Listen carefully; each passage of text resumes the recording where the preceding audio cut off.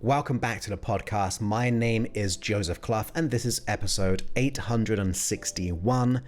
And today we're doing a topic on getting things done. This was actually requested just last week.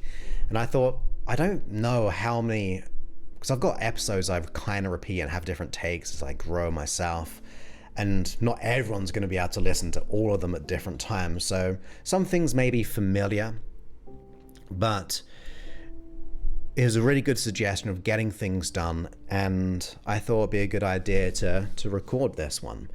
And then the next episode is going to be a hypnosis session for us. So think of this one as being the conscious level of understanding to then get the unconscious mind in the hypnosis session to really do more of the unconscious work, of course. And then if you are a subscriber to the app, you will also get a bonus sleep version of this hypnosis session we'll be doing next. So you have this one right now. The next episode will be like the day hypnosis, and then the bonus one will be the sleep one. So I'm trying to add bonuses every week of sleep sessions. We've also put in over 19 new 4-hour sleep sessions. Make sure you go ahead and download them before you turn your phone onto airplane mode. Otherwise, it won't be fully buffered, just so you know. I mean, it's good to know that to avoid being disappointed when it stops on a 50-minute mark or so, which it usually does. So just make sure you download any sleep sessions, ideally. You can always download them if you want to at any time. But getting on today's subject about getting things done, one thing I've been very good at learning about anyway is getting things done. And it's something that I've always said to myself as like ferocious focus. It's just like a little word that I kind of had, and not everyone likes the word ferocious, right? So I get that. You can change it to anything that you want. But that's just my little kind of thing where I get kind of in the zone, tuned in, tapped in to the task at hand, regardless of other things happening. It's almost like you go into that flow state. But it can be very hard to get into that flow state for a number and a variety of reasons, from the external to the internal. So let's talk about the external thing first, and then we'll kind of venture into the internal, because it's important. We interact with the external world and we also interact with the internal world. In other words, our thoughts, our feelings, and our behaviors, and all those types of things, our past programming. So when it comes to the external world, if you have trouble getting things done, things like when you feel procrastination or a lack of motivation, these are internal states, like internal thoughts and feelings and ideas about that external thing. It could be because you have many, many things, right? You may just have one thing, which we'll cover, but sometimes we can get into a level of overwhelm based on the one thing being too big, or that we have many of these external things that we have to get done. And then we get into this paralysis by analysis of what we've got to do. And sometimes even more than that, we don't have them out of our mind, so we don't write them down. So therefore, it's very foggy in our mind. We can't really think straight. So number one, just get it down on a piece of paper or write a little note on your phone or your computer of the things you need to get done. It doesn't matter how many. You might have 10, 20, 30, but they're in your mind. It's very hard to get done. So that's in the case if you have many, many things. So if you have many things, which is creating that overwhelm or that procrastination, that paralysis by analysis of figuring things out, then once you get them done, you have get them written down, you have two options. Number one, you figure out, or you do this technically as one thing first, but you still have two options with it. Having written them down, you think about what is the most important or the biggest one that you have, and then go down in least priority. or smaller in energy of output to get the job done. Okay, so you're now evaluating it by order of magnitude to the smallest amount of things to get done. Then you have an option. And these are the two options I was going to say. You either go for the big one first, knowing that it's going to be the biggest sense of relief. So if you had 100% and that one big thing was taking up 50% of time and energy, or whether it be stress, and like I said, don't worry, we'll talk about the internal soon. But if you have that big amount there, once you let that go and get that done, you're releasing this big weight, right? So that is the one option. Go and get the big one done first. However, the second option only comes into play as an important part of the role, that if you feel that big one is too big, too enormous, then it just stops you get to do that thing. In other words, you're like worried, fearful, and anxious, or you think that task is way too big. Get some of the small ones done first. What that does, it builds momentum. Right? So it gives you a win, in other words. If you can't win at the big one right now because it is too ginormous in the task and the feat of doing so, you get the small ones done, and it kind of creates this unconscious inner satisfaction of getting things done. So you get these quick small wins, which builds up momentum, whilst if we go in that percentage, like out of 100%, 50% being the big one, but if we got 5 others which just operate at like 2%, 5%, 10%, easier to do, but as you get them gone, then it's easier, you feel more certain, and then when you get to that big one, you have so much more energy to be able to do so. So just think about that as from a logistical point of view of getting things done. That's what I do. I figure out what's going to be the one thing, there's just me, the one thing that if I do consistently to do that, or tackle that one thing, I know I'm going to get there no matter what. But if it's too overwhelming, get the quick wins. Those quick wins will create big leaps in getting things done. Now, the other thing is that a lot of the procrastination kicks in when it comes to the lack of getting things done, is we don't see the value of that thing. Like I said, we'll deal with the internal soon. But if we just think of it from a psychological aspect, if we have one thing we really need to get done, for example, if you had a CV that you needed to really get like written out and refined, or maybe you had to do this one business project, what I want you to do is consider yourself, once again, almost like a percentage, but this time just like a horizontal line. We usually live right in the middle of that horizontal line, which I just think of like no man's land.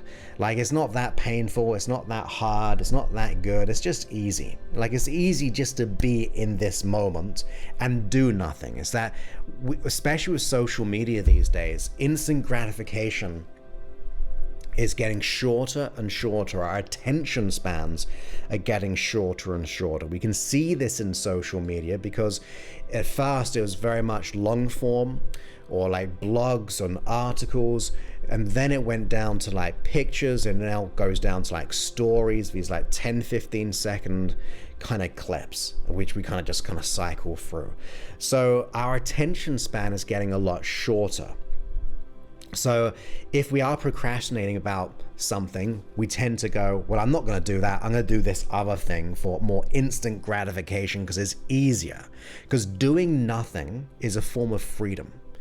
Now, in the no man's land perspective, like just being in the middle, it's easier to do nothing. It gives you a false sense of freedom. But at the back of the mind, that burden keeps on building up, right?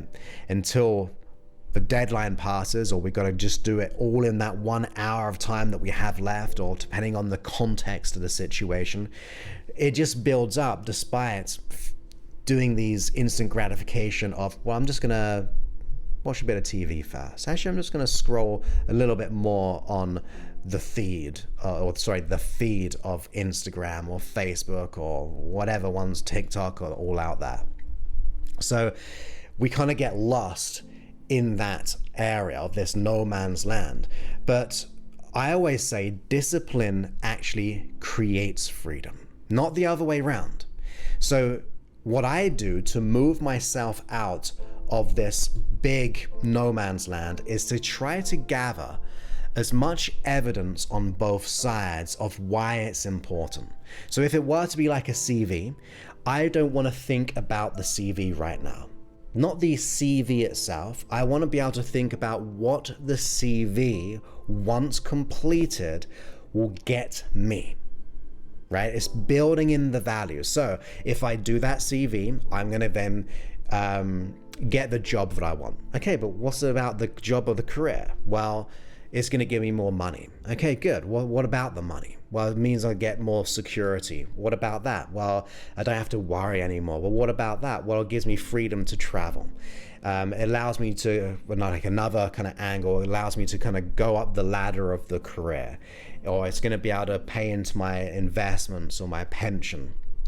It's going to allow me to have more freedom to be able to socialize. Like, I want to try to stack up as many post reasons once I get that thing done, what it's going to mean to me. So that means it's not about the CV anymore. The CV is just a gateway. It's an action which gives me the gateway to all the good things. And even when people enter my program, I want them to come up with 100 reasons as to why it's important to change. Because those 100 reasons is going to be leverage. It's no longer about the CV, or it's no longer about this or that. It's no longer about the belief of not being good enough, because it's going to allow me to get all the things that I want. And that's a real positive, right? I'm thinking about all the real freedom it's going to give me. All the real great internal and external things. So that's that kind of motivating leverage beyond, say in this scenario, getting the CV done. I have to think about things differently. I've got to see things differently. It's not just a CV anymore. But then I'm a great believer to use what we have. So in the same way of leveraging the good, to pull us over to the good, sometimes we need to be aware of the consequence of not. Some people need to be scared. Some people need to feel some fear in the consequence. So then what I like to do is think about what will happen if I don't do this right now. What's going to happen? What's going to be the result? And it's not nice. It's not meant to be nice. And it's not bad about it not being nice, right? We've got to wake up. If it's going to be a reality, it's still reality. That is still one consequence. So don't shy away from it. Don't hide from it. It is a reality of a consequence if we don't do, in this scenario, like a CV. We're not going to get that job. We're going to be on the same income or no income if we haven't got a job. Maybe we might get evicted. Maybe we can't pay the rent. Maybe you can't go out and buy those nice things. You can't go on that vacation or holiday. Like, I want to be very consciously aware of the consequence of not changing in any context. I'm just saying CV as an analogy to paint a picture in your mind. So I want to be able to leverage that pain. I want to leverage the consequence, because I said that we're living in that no man's land of instant gratification, of doing nothing, postponing, procrastinating, self-sabotaging, all of those things. But how can I possibly begin to self-sabotage in the nature of the doing thing when I've stacked up all the absolute amazing beneficial things? It could be 5 years in the future what it will get you.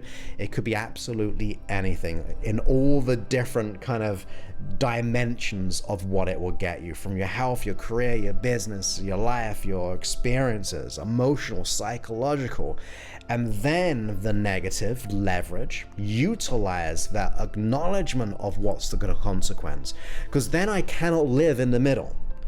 I've either got to do and be in the negative, which is going to be like the fire behind us to be able to, I've got to get out of here.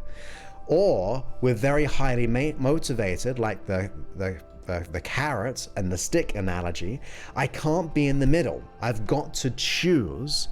And if it's worse and it's really, really good over here, unconsciously, we'll have to go ahead and make those changes. So I tried, that's like the logistics of it, from that very first beginning side of things, of if we have multiple things to do, focus on the big one first, if it's not overwhelming.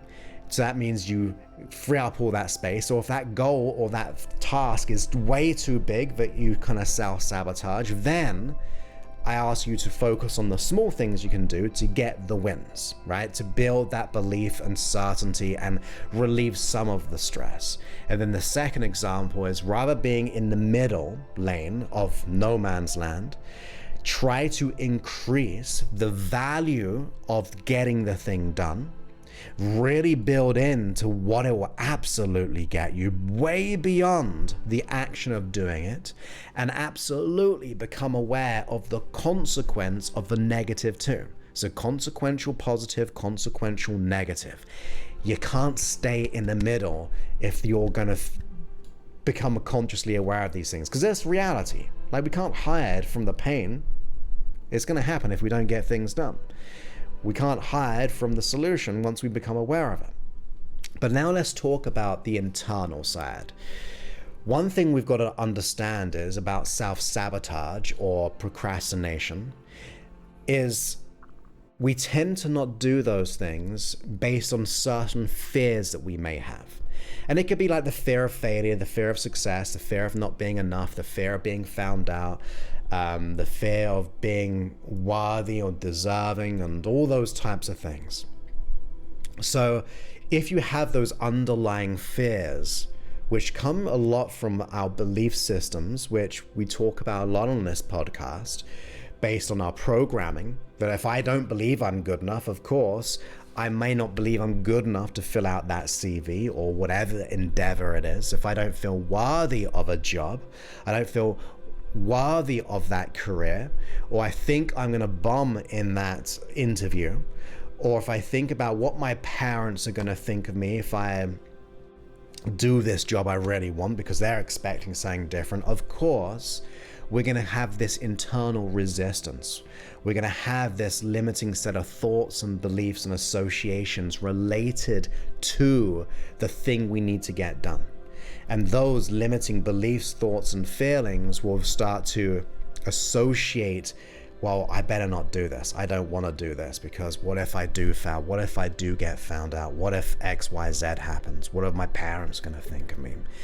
So then it's our job to be able to be working on that core stuff. Like, just doing the logistic stuff will probably solve a lot. But what we tend to do in one thing, we tend to do in many other things. And what we tend to do in many things is based around our identity in life or around life. So if I identify as not being enough, I tend to see that in many areas of my life. Not all areas, but in the back of the mind, they could creep into different areas. So if that is the case, and sometimes you can ask yourself, what belief do you have about yourself, which creates resistance, which creates these stresses and worries and strains? And that is what you've got to focus on. It is, compared to like the logistical stuff I've been talking about there, the writing things down and understanding from the big to the small and all those types of things, from the second part of no man's landing, moving ourselves out of it, that's pretty easy to do. I mean, it's still something to do, but it's easier than letting go of a core limiting belief. If that is the case, if you're that kind of person who has a belief about themselves which is creating the self-sabotage, although the first thing I talked about is going to be really amazing, is vitally also important for you to work on that core. Because that core of us will be generating the symptom of procrastination, the symptom of self-sabotage. Because what you see within yourself, you'll see within the actions that you do or do not do. So if you then, for example, try this on. I know it's going to be very hard to do if you don't believe you are enough, because it's not in our reality. But if you could imagine, or even if it's so hard for you to try on yourself because you've never felt good enough for such a long time, imagine as if someone else had the belief of being good enough. So whether you try it on as yourself being good enough, or you try on imagining what someone else would do, notice how their actions or your actions would be when you come from a place of I am enough, I am good enough, I am capable, I am worthy, I am deserving. I think you're going to see a huge contrast between where we are now with the belief of I am not good enough, for example, and then imagining another you or another person with the I am good enough. That I am good enough is going to get things done because you're self-certain in your own identity. And your identity generates those thoughts and feelings, which then generate what? Actions. Actions don't come from other things, really. They become, or the powerful ones come from our belief system that it's important to get this goal or dream. So do whatever you can, like listen to the next hypnosis session I'll release, or work with someone to get out your own way. It's very hard to get out and see your beliefs in a different way because they're your beliefs. But if you work with someone who works with the unconscious mind, then they can really help you with that. If not, listen to one of the hypnosis sessions consistently for like 30 days based on what you think could be the core issue. And that means you're doing the work. So listen to the hypnosis sessions, listen to the sleep sessions. And if you are listening, once again, download it, rather just go into airport mode. But that consistency, that discipline will create the freedom in the actions that you'll start to generate, because you'll feel unstoppable. So that kind of goes into the internal. Listen to the hypnosis sessions or work with someone like myself if you do experience like the imposter syndrome. But definitely apply those first two strategies of the highest to the lowest, to the quick wins to the big one, getting that done, or the increasing the pain, increasing the heaven, the good feelings there. And that is going to cause you to get things done. And remember, the next episode is going to be a hypnosis session implementing these ideas, even on the belief level and the self-certainty. And on top of that, if you're a subscriber of the app, you're going to get a bonus sleep version of it. And that means you just listen to it as you go to sleep. And it's super affordable compared to any other app out there. They're all pretty much double the price. From a yearly to the monthly, double the price. I did my research. That's why I wanted to do that. And that means you get the help and support that you need all in your pocket. And you can go ahead and download the app at freehypnosis.app. And you get all the free section in there. You get all the 4-hour sleep sessions. You get the morning meditations, the create your days, the every session on the hypnosis section is day and night form. You can download it, you can favorite, you can create playlists, and that means they'll go from one to another. And another little tip there is, if you are going to go offline once again, like airport mode, just make sure you download each one of the tracks, because you need to access the data, right? So if you haven't downloaded it on the playlist, it'll probably stop the playlist. So make sure you download it if you're going to go to airport mode on that one there as well. We also have audio programs in there. You can do many things, and I just hope you're getting value from it. And if you are, please go ahead and leave a review as well on the App Store. It just means other people will be able to get the help that they need. They can look at the reviews and therefore go, well, maybe this will help. I've got nothing else I can do. I'm just going to listen to this as I go to sleep. So your words absolutely support other people in getting the help that they need and absolute desire, and I believe they're worthy of. You would not believe how many emails we can get saying that they just found the app and they looked at the reviews, didn't even believe, by the way, believed in the reviews, but didn't believe it will work for them. And it saved them. And I'm not saying that because, like, from me, yes, it's my work, but your reviews made someone not make a life-changing decision. And that's so, so important to me. So your words in a review can absolutely transform not only someone's lives, but everyone in that life. Where, like we talked about the negative consequences, not just one person being missing, it's a consequence of that person not being around anymore in the family and children and all those things. So leave a review. It will help if you want to. You don't have to, but it definitely will help someone out there who really needs it. So I really appreciate you being here. Thank you for listening to this episode. Watch out for the next one. We get the day version, the bonus one on the sleep one for subscribers. And I look forward to speaking to you on a future episode. Many thanks. Let's get to work, get things done. Many thanks and goodbye.